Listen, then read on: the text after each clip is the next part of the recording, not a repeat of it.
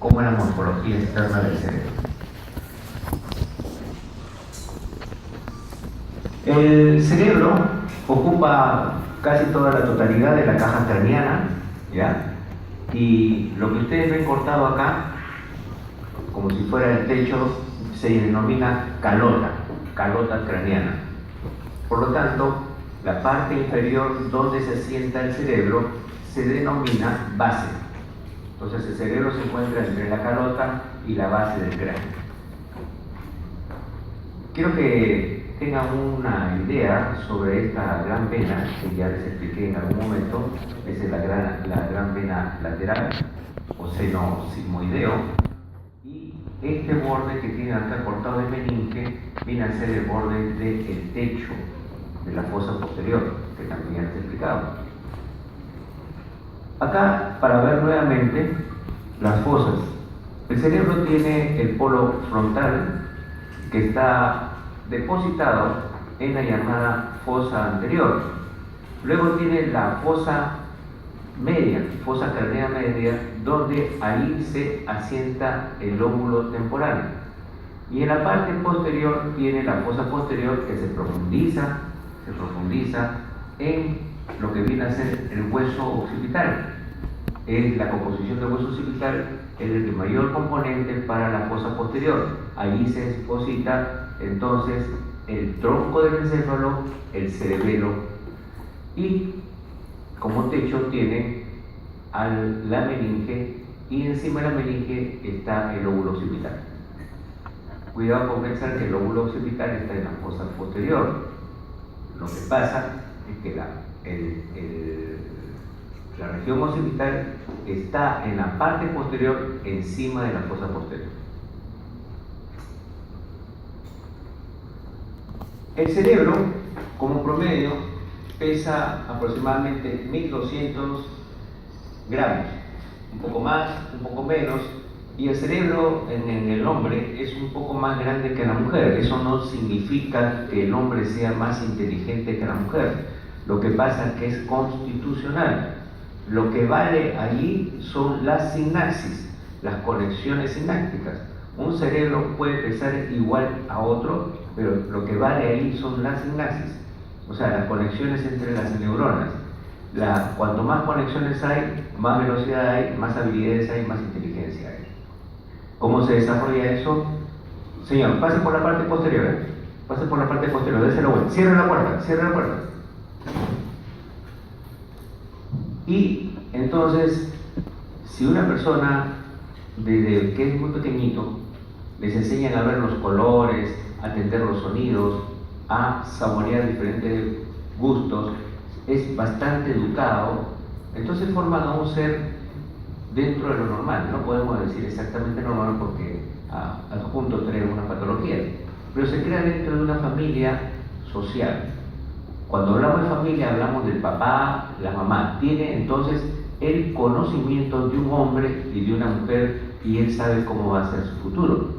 Por lo tanto, recibe la influencia social sumamente importante dentro de lo que es la naturaleza. Lo natural es lo normal. Si queremos formar una sociedad justa, una sociedad normal, una sociedad ética, entonces tenemos que formar la familia para que el niño reciba el conocimiento. Pero si esa familia también se digrega solamente a pensar en trabajar, y lo único que ve el niño es la televisión o los conocimientos de la persona que los cuida, que podrían no ser buenos, definitivamente va a formar una serie de conexiones con una serie de conocimientos e ideas alteradas que se van, en algún momento de su vida, van a demostrar que en realidad es un problema de sociopatía. De tal manera que hablar de cerebro es sumamente complicado. Sigamos con la anatomía. Si ustedes lo ven, es como si fuera una forma ovoide, ¿no es cierto? Es ovoide. Y si nosotros lo tocamos, es como si fuera una gelatina congelada. O sea, lo pone en la gelatina y esa espesor, esa textura que tiene, es así. Ustedes habrán visto que cuando cogen la gelatina y tratan de tomar un buen trozo de gelatina, se abre entró por partes, ¿no es cierto? Eso significa friable, por lo tanto fácilmente se puede romper, de tal manera que cuando uno coge el cerebro para operarlo tiene que ser sumamente delicado, porque puede, por abrir 1 centímetro se puede abrir 10 centímetros. El color es blanco grisáceo y tiene un polo frontal, o un extremo frontal y un extremo occipital, que veremos más adelante los polos. Aquí tenemos sus características con respecto a los bordes. Aquí tenemos el borde superior, fíjense, este es el borde superior. Aquí tenemos el borde superior. ¿Ya? Tenemos un borde externo, aquí, fíjense el lóbulo frontal, el lóbulo temporal, el lóbulo occipital. Ese es el borde externo. Y tenemos un borde interno. El borde interno es parte del lóbulo frontal, el lóbulo temporal, y nos vamos con una línea imaginaria hasta la región occipital. Quiero que guarden en su memoria esto. Este es el llamado uncus del hipocampo. Uncus significa uña del hipocampo.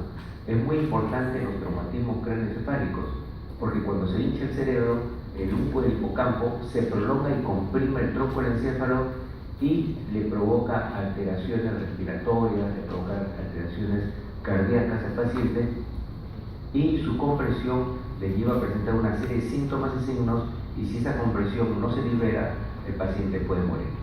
Es lo que se llama la hernia del uncus del hipocampo. Entonces, ya habíamos dicho su borde superior, externo, interno, y su cara entonces sería la cara externa, la cara interna y la cara inferior. Y los polos serían en este caso el polo frontal, el polo occipital y el polo temporal. Aquí nos adelantamos en la base y fíjense ustedes cómo están separando la cisura interhemisférica. La cisura interhemisférica, un corte a nivel de la cisura interhemisférica no dejará ver entonces la cara medial o cara interna del cerebro.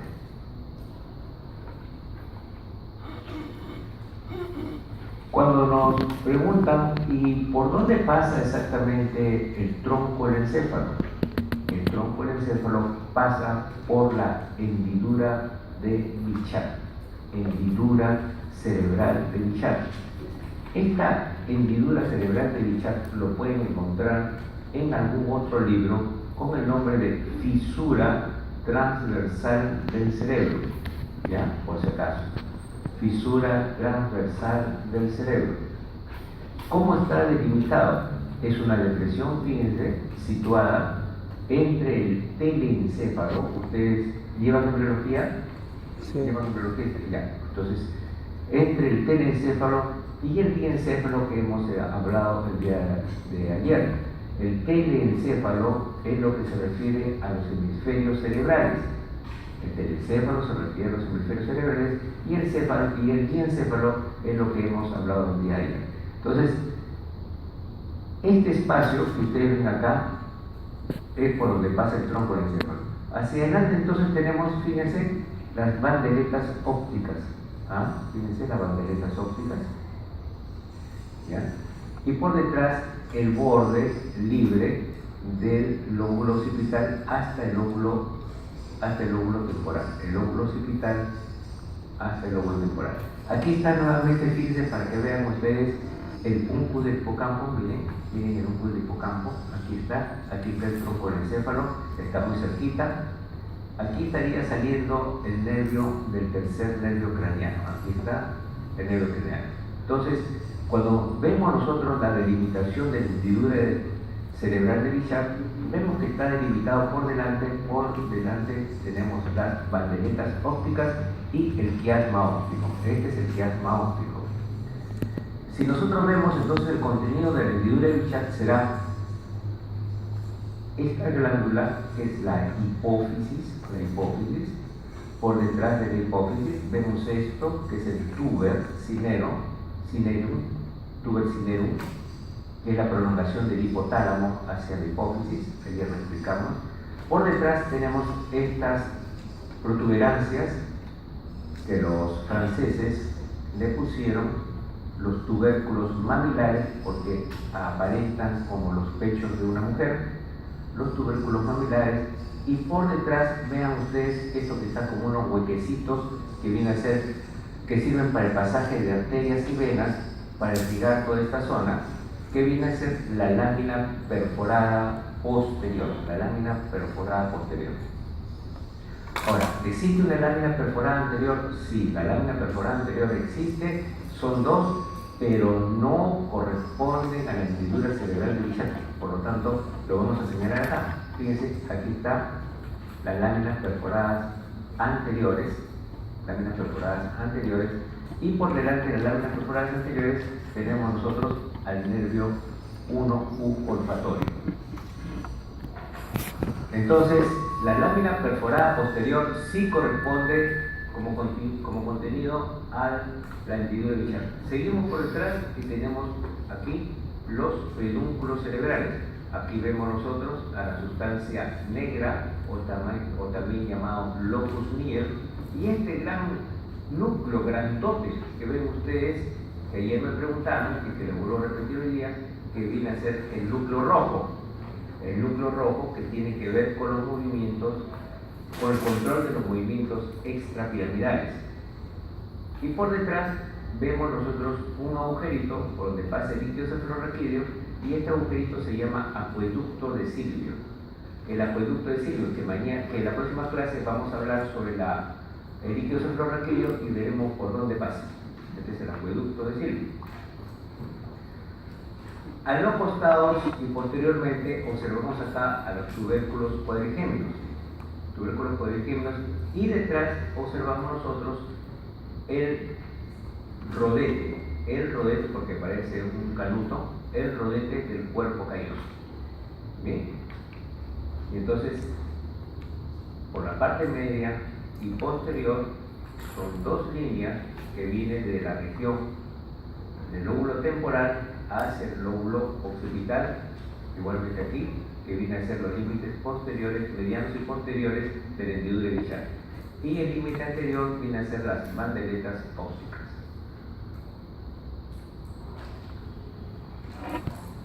Ahora, yo creo que no perdemos tiempo acá para hacerlo en una sola clase, lo que es las meninges, digamos. Okay. Las cisuras. Cuando ustedes le vayan a enseñar en la práctica la existencia de todas las cisuras, un gran porcentaje de los seres humanos lo presentan como si fuera el hilo. Pero hay algunos que tienen que completar porque no siempre es exacta su presencia. Eso no significa de que no tengan las conexiones adecuadas, sino que no ha habido una profundización completa o exacta durante la embriogénesis. Las cisuras principales son la cisura de Silvio, que viene a ser esta.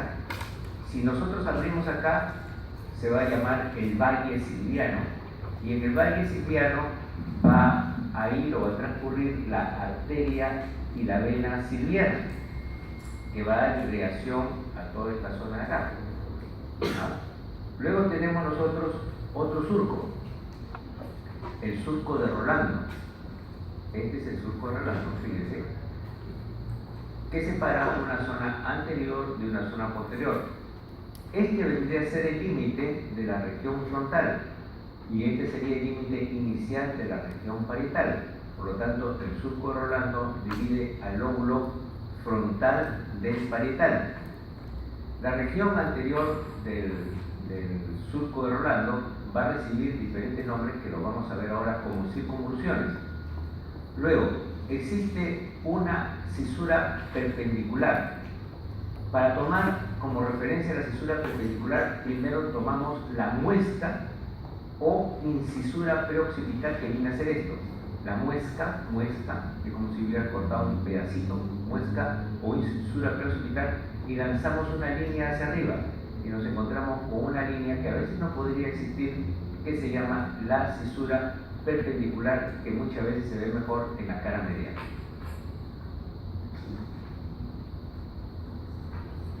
En la cara medial observamos lo siguiente. Fíjense, aquí tenemos el cuerpo calloso, revisamos nuevamente, aquí tenemos la rodilla del cuerpo calloso, aquí está la lámina terminalis o lámina terminal, el cuerpo calloso, el rodete. Este es el rodete del cuerpo calloso. ¿Ya? Entonces, hay una cisura o un surco grande que se llama la cisura calloso marginal. También tenemos la cisura parieto occipital y tenemos la cisura calcarina. La cisura calloso marginal viene a ser esta, calloso marginal, la calloso marginal, que va a delimitar la circunvalación del cíngulo o la circunvalación del cuerpo calloso. Tenemos una cisura que se denomina parieto porque separa la región parietal de la región occipital y viene a ser la cisura parieto occipital, la cisura parieto occipital. Y tenemos una cisura muy importante que tiene que ver con la visión, que se llama la cisura calcarina. La cisura calcarina que separa el lóbulo occipital en una porción superior y una porción inferior.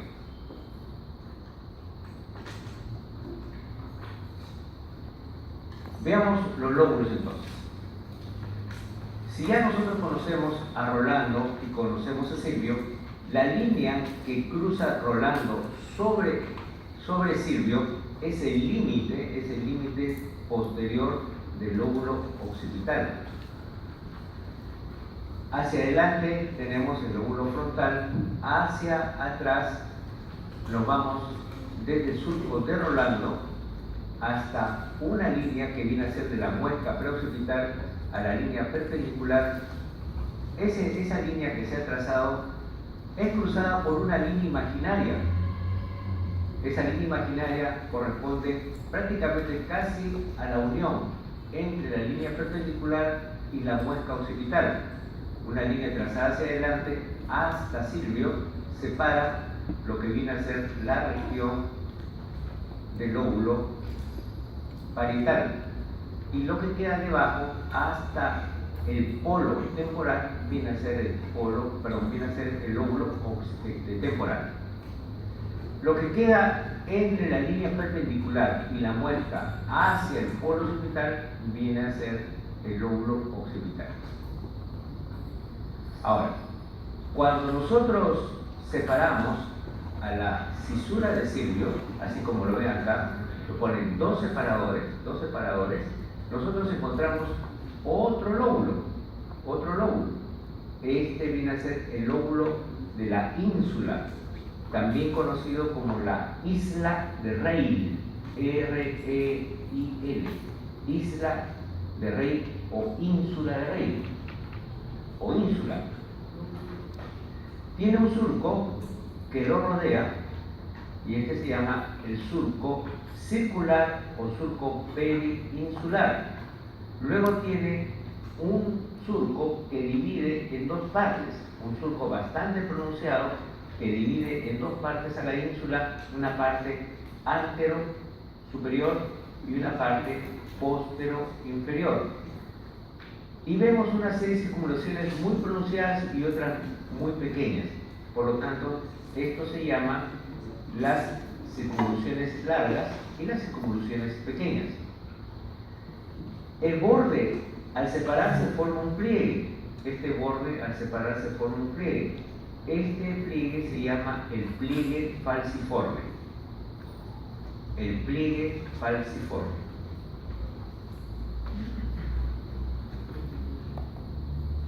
Cuando nosotros ingresamos acá, entonces no nos encontramos directamente con el tronco cerebral o con la sustancia blanca, sino que encontramos un lóbulo. Por lo tanto, si queremos nosotros operar un tumor de la región de la sustancia blanca, tenemos que abrir a la ínsula, tenemos que separar la ínsula, abrirla y ingresar por ahí unos separadores muy pequeños y poner un microscopio para poder operar esta zona, porque a nadie se le va a ocurrir abrir tremendo hueco porque cortaría una serie de conexiones.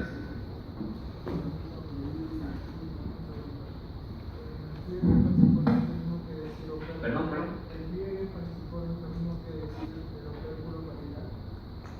La opérculo o abertura, lo mismo, sí. Las cisuras interhemisféricas, las comisuras interhemisféricas. Una cosa es la cisura interhemisférica y otra cosa es la comisura interhemisférica. La cisura interhemisférica puede ser la división, ¿no es cierto? La división anterior y posterior que separa ambos hemisferios. Pero las comisuras interhemisféricas son las que unen ambos hemisferios. Y así tenemos nosotros lo que hemos explicado ayer también, al cuerpo calloso es una comisura interhemisférica. El trígono, fíjense, acá en esta vista sí se ve muy bonito el trígono, tiene aquí está el tubérculo mamilar, aquí está el trígono o fornix, esta es la parte anterior del trígono fornix, guarden en su memoria porque en la próxima clase vamos a hablar sobre el sistema límbico.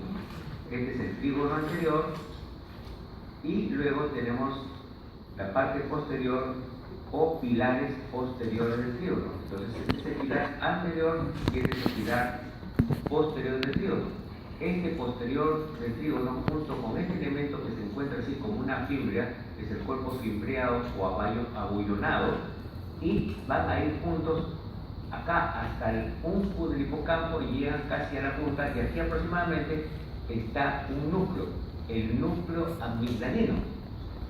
Ayer les expliqué que el núcleo amigdalino tiene que ver con la agresividad y con la sexualidad, y el lóbulo temporal en sí tiene que ver también con la creación, ¿no es cierto? A veces uno se pone a pensar, se pone a crear, ¿no? Se pone a inventar cosas, y a veces en algunas personas se sobrepasa la estimulación de las zonas corticales en pacientes patológicos, por ejemplo, en enfermos, ¿no es cierto? Porque cualquier persona que piensa no va a convulsionar, puede inclusive provocarle convulsiones. Por lo tanto, el lóbulo temporal es un lóbulo convulsivo también, al igual que el lóbulo frontal.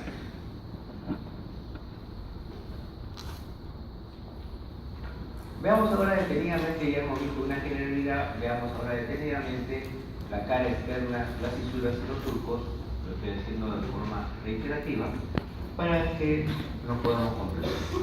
Tenemos la cisura central o de Rolando, ¿no es cierto? Y por delante tenemos el surco prerolándico. El surco prerolándico se puede dividir en dos: un surco frontal superior, que viene a ser este, y un surco frontal inferior. El surco frontal inferior. En cambio, aquí tenemos, si este era el surco central de Rolando, este es el surco lateral de Silvio. Surco lateral de Silvio. Abrimos este y encontramos nuevamente a la isla de Rey. Pero ahora vamos a ver las prolongaciones que tiene Silvio, y esto sí es bastante interesante e importante conocerlo, porque en realidad esta zona que después vamos a mencionar nuevamente corresponde a la zona del labio, a la zona de Broca. Pero vamos a ver primero la anatomía. Entonces tenemos nosotros que tiene una prolongación anterior, la cisura lateral o de Silvio tiene la prolongación anterior, como ven ustedes acá, y tiene una prolongación ascendente, que viene a ser esta de acá, y tiene una prolongación posterior. La prolongación posterior, la prolongación ascendente y la prolongación anterior. Entonces tiene tres prolongaciones. Esas prolongaciones tienen un interés. Veamos entonces qué se forman entre los surcos. Si tenemos el surco central y el surco precentral, tenemos la circunvolución frontal ascendente. Gracias al surco frontal superior tenemos nosotros a la circunvolución frontal superior, la circunvolución frontal media, y por debajo del surco frontal inferior tenemos la circunvolución frontal inferior. Ahora, La circunvolución frontal inferior se divide en base a los surcos mencionados, el posterior, el ascendente y el anterior. Y así nosotros tenemos una porción que se llama la porción orbitalis, porque está relacionado con la visión. La porción orbitalis que está relacionada con la visión. Y luego tenemos una porción que parece un triángulo. Fíjense, esta porción parece un triángulo, por eso que le llama la porción o pars. Pars o porción es lo mismo.